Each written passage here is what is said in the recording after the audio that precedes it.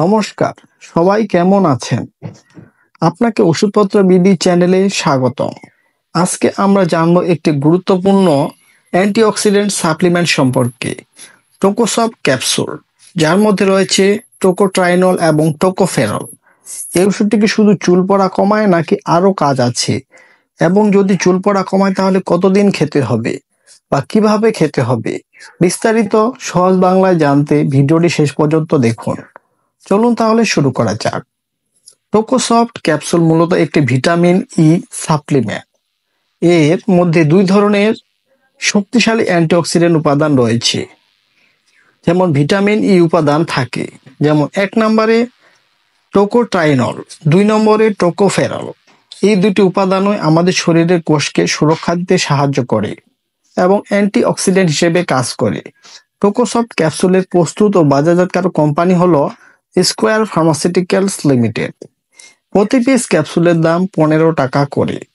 টোকোট্রাইনল এবং টোকোফেরল যেভাবে কাজ করে, টোকোফেরল এবং টোকোট্রাইনল দুটি ফ্রি রেডিকেল, যেমন ক্যান্সার রোধে, বার্ধক্য বা বয়সের ছাপ কমাতে কাজ করে, হৃদরোগ হওয়া থেকে রক্ষা করে, স্নায়ুজনিত রোগ যেমন পার্কিনসন ডিজিজ হওয়া থেকে রক্ষা করে বা এর বিরুদ্ধে লড়াই করে।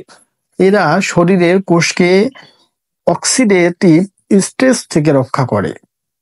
এটি একটি শক্তিশালী অ্যান্টিঅক্সিডেন্ট, যার ফলে বার্ধক্যজনিত সমস্যা, হৃদরোগ, ক্যান্সার, চুল পড়া, ত্বকের সমস্যা এবং ডায়াবেটিসের জটিলতা কমে যেতে পারে। কাদের জন্য এটি উপকারী?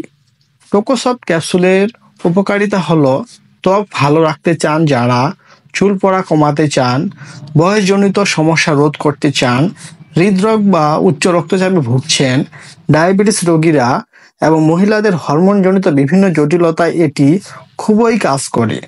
যেভাবে খেতে হবে, সাধারণত দিনে 1টি ক্যাপসুল খাওয়ার পর খাওয়া যেতে পারে, তবে ডোজ ও ব্যবহার নিয়ম চিকিৎসকের পরামর্শ অনুযায়ী হওয়াই ভালো।